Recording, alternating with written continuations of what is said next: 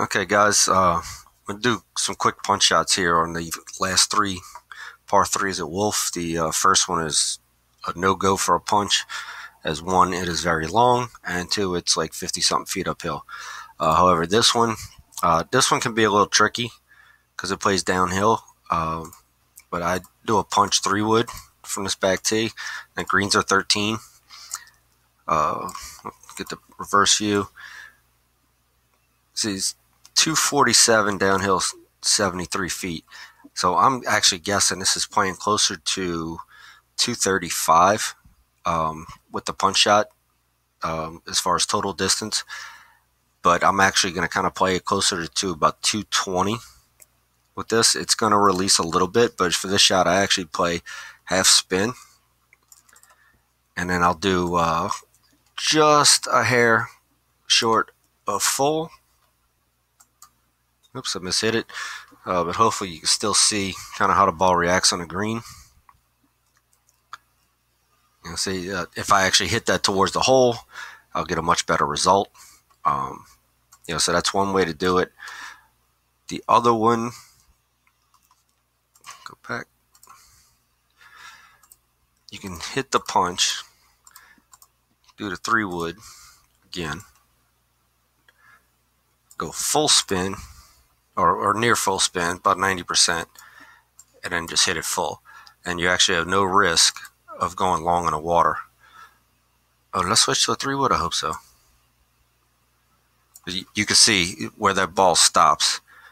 It will not go long, which I know is a big worry for everybody. But let's do that one more time. Show y'all. Actually, I'll do this real quick.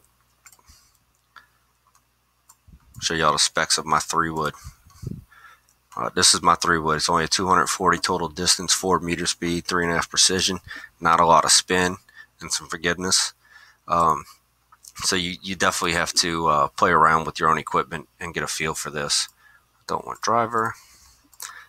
You can try a punch driver. I don't recommend it, as it rolls out a lot more. I've had it where it landed on the front of the green and then just completely ran all the way off the back, even with full backspin. So, but again, for me, 249 yards with a 232 yard shot. The ball's actually going to carry only about 225, 230.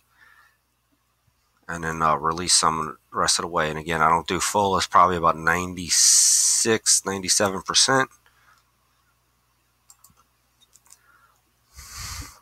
So, sometimes I will take my time a little more to get this correct. And that was a little short, too much backspin.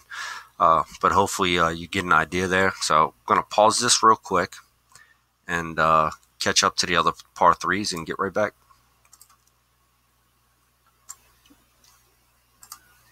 Alrighty, finally made it to the next par three. So this is 210 yards, minus 68 feet. This would potentially be a 5-iron, just a regular shot. But for the punch, I'll take the 3-iron. Again, my 3-iron, you see right here, only goes 208 yards. Well, I'm going to play this more like it's 200 yards with about 80% spin. And remember, even though with the punch shot, like I've mentioned before, you can play like half the wind. This is different, even with the 7 mile an hour wind. As you put backspin on it, and there's so much downhill, the more it stays in the air, the more the wind will affect it. So you're pretty much going to play this full 7 to 9 wind here. So again, I'm going to play this for about 200 yards. Oops, I mishit it. Hopefully you can see the distance, but I'll take a mulligan and go back. You can see that's about the right distance. Just got to hit it right. So, yeah, this is actually one I don't use a reverse view. I don't know why. It's actually kind of better, but I don't know. I've always kind of liked this view straight from the tee.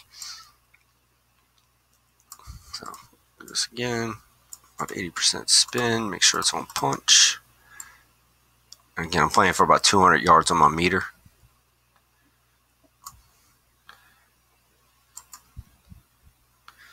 That is kind of right. That actually might be a little long. Nope, that was the right distance. So you can see after you play along around with it, depending on your clubs, um, you can get to the right spot with the right spin. Um, I used the TaylorMade TP5 level 94. I've gotten really accustomed to these. Now there's an option. I mean, you can obviously go full spin, play the wind a little bit more, and then hit it a little harder. Which in this case, I'd play it from like 205 with this punch in full spin. So there is a way. This is actually, I'm missing well right, and it's going to kick all the way back. That was actually a little long. Actually, still a decent shot. You can see how full spin actually will let it roll and do certain things. Somebody did ask me on these specific holes, though, if you ever use top spin. I will actually show you why I do not. Yes, I could. So I could do half. One, I'll have to hit this a lot softer. But with top spin, it actually won't let the ball fly as far. So I'm going to have to play this just over 75% to get the roll. But if I fly it too far, it's going to roll off the back. But so that, a little more than 75%. So say about 85. And I'm getting lucky. But watch where this one lands to where it rolls to. That's a good 10-15 yards short, and I got lucky and used a slope. But that is why I would not recommend that. So I'm going to pause it and get to the last par 3 for y'all. All right, finally made it to the last par 3 here. This one is actually more simple, but you definitely want to pay attention to the slope. Although I don't know what a lot of the new pin locations are on some of these holes. But again, punch. And a lot of these, if you use full spin, which I'll actually show you what can happen. Play this a little more because of the slope. But even though I use backspin, it's still only playing straight yardage of what it actually says, the 116. You can kind of eliminate the 34 feet when you use full backspin. So, but I'm still going to play it for about 116. Bam. My meter is jumpy today. But you can see, watch, this is going to hit, and it's actually going to spin backwards. Now with the tournament greens, it's actually not bad. It rolls out some. But if you want a little more control, I'd recommend only about an 80% backspin. Right here. Still going to play the wind. It's better. And then I'm going to play it about 115-ish. This should kind of one hop, stop, maybe spin back just a little bit. But you can see that. I mean, that's the perfect distance. The ball didn't really go forward or backwards at all. So, definitely play around with it. You have many of options. And I could also play this for more of the slope. Spin back and do full. And then watch what happens when I do full 9-iron. Obviously the ball's going to fly much further and react a little different on the green. But still, all in all, playing the slope and knowing it, all in all, that's still not a bad shot if you decide to do full backspin and full shot. But I'd recommend, getting a little touch. I like the 80% backspin on a lot of my irons just because it has that one hop and stop effect, as you see with the tour players. Not really backing up, and then always 34 feet is going to be about the same straight distance yardage with the punch, and that could have a chance. So, but you can see how the ball reacts. You really have a lot more control over that than, say, if you were to do a full shot, which I'll do that just before I finish this. And do a full shot on this, I would actually go down to a pitching wedge,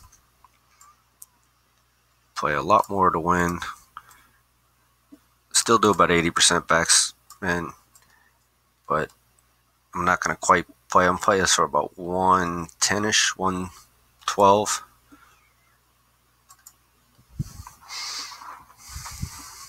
So you do have multiple ways of doing this, but that actually turned out pretty good. So the ball stopped about the same, which is why I do the 80%. But trying to judge your clubs, that way the wind can take a lot more effect on a punch shot. Obviously, I have low wind, which is why that worked out. But, sometimes in Clash, we get that 15, 20 mile per hour wind, and a punch shot, it will be a little more reliable. So hopefully I was able to help y'all out. Hope y'all enjoyed it.